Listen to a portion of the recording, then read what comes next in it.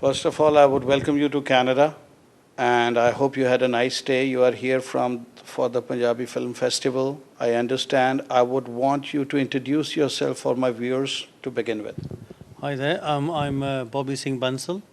I'm from London, England, and we're here to attend the Punjabi Film Festival where we're showing our documentary, The Sikhs of Kabul. So that brings us to your documentary. The title, as it is, explains it, that the Sikhs of Kabul. Would you like to elaborate the project and what made you do this project and what is the outcome of this project? Why we did it is simply because CNN did a report for 2 minutes last year on the minorities in Afghanistan. That is in 2011. 2011. In that 2 minutes, for 30 seconds, they showed a little report on the Sikhs. That was the kind of what triggered it all off. When I saw that report, it was too short, and we had to do more research on it. So what I said to my colleagues, I go, look, here's a story that needs to be taken up more elaborately. So we contacted the Sikhs in England who had no information about those Sikhs suffering in Afghanistan. Nor in Delhi, we contacted the ex-Afghans who have fled Afghanistan, who are living in Delhi and London, have no idea, no information of what was going back home in Kabul. So the next step was to go to Afghanistan and to actually, find these families and interview them, get their testimonies in how they've been treated in Afghanistan, why they've been discriminated, why have they been ostracized, why is there no schools there, why is there no work there, why are they all living in such poverty within the gurdwaras or the Sikh temples in Kabul. So this was, the main reason why we went to Afghanistan, and what we want to get out of it is simply to raise the awareness to other people, to organizations, to governments that, look, here's a community that's been there for centuries. I mean, here's an example. Canadian Sikhs in Canada have been here since, the 1910s, 1905? Just over 100 years. Sikhs in Afghanistan have been there for 300 years. And how do you expect this community just to kind of, abandon their country and go to Delhi or go to London? So Just vanish in thin air. And vanish and just forget their history, that their forefathers have been there for centuries. When I was there, it was very painful to film the women, the children. You could see that the anguish in their eyes, that they were suffering on a large scale. So we went out there simply to get the facts, to interview the families, to see how they were living, and was there any truth behind all this or not. And it was a very, very emotional trip. I remember going in the early 70s to Afghanistan myself, and Sikhs of Afghanistan and Kabul, to be exact, were a very thriving business community. In fact, they were the main players as far as business goes.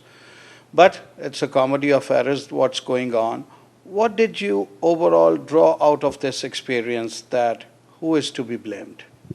Well, there's several factors here. We were getting conflicting reports of who was to blame for the Sikhs' downfall in Kabul. Certain people said it was during the Soviet invasion that the Sikhs started leaving Kabul. I was under the impression why the Sikhs fled, it was because of the Taliban in the 1990s. Okay. Now, since we got there, whoever we interviewed gave us a completely different account. They said to us, during the Taliban, they actually thrived. They were making money. We had no quarrels with the Taliban. The Taliban used to come to the gurdwaras. This is what the Sikhs told This is what the Sikhs have told me. Nearly 99% of the Sikhs have told me that, then how come the Taliban have been kidnapping the Sikhs in the border regions or in Pakistan, in the Orakzai agencies? I met the Taliban off camera for 6 minutes, and he told me, and he clarified this, he goes, we have no quarrels with the Sikhs. On the contrary, we respect them because more or less they maintain their identity and they look like us. It's those people that have splintered off from the Taliban, who have gone independent, created their own factions, who are desperate for funds, are going disrepute their names by kidnapping some minorities, or foreigners, foreign journalists, Americans, whoever. It has nothing to do with the genuine Taliban people here. So when I interviewed the Sikhs there, during the Taliban used to visit the Gurdwaras. They used to consult us on any matters. If we had any problems in Kabul, the Taliban were always there to help us. He goes, since the Americans turned up, that's when the situation came even more worse than before. And slow, because we were caught in the crossfire. Most of the Gurdwaras were stuck in the middle. So the fighting between the Taliban and the Americans, that's why you see all the Gurdwaras have been completely destroyed by, it's riddled with bullet marks, the ceilings are fallen in, the windows are shattered. Mosques and churches and everything has been destroyed, so it's not only Gurdwaras. Yes, everything. Even the mandirs there have been destroyed, so they thought that started slowly to leave Afghanistan. To their rescue, as far as I'm just pointing to one direction, and that is the Sikhs of Afghanistan, to their rescue, I think Pakistan is not helping, definitely US is not helping, Afghanistan is a mess. What was Indian government's response, or did you get hold of anybody over there? Well, we actually, nobody would come forward on camera. But what is your investigative reporting? My investigative reporting that when I interviewed the representative of the Indian Embassy, I put him the question. Where was that? This was in Kabul. Okay. I put the question to one of the officials at the embassy that the Indian government have spent over $500 million on infrastructure. They've given millions and millions of donations in aid to construct the roads, buildings. Has any money, a fraction of that, been spent on its own community? Whether they're Sikhs, whether they're Hindus, whether they're Muslims, has any money gone towards the communities? And his response was, our budget is very tight. So basically there's no money for them. There's nothing for That's them. the way I look. Okay, you have showcased the movie also. Yes. As early as this week. So you tell me what was the response of the general public. That's where the verdict comes. And what awareness you intend to create in this process? Well, we showed it yesterday at the Humber College. We had a fantastic attendance there. And we had, at the end of the film, people were shocked at watching the documentary that this is happening today in Afghanistan. This is the 21st century, but in Afghanistan, I think it's still the 18th century.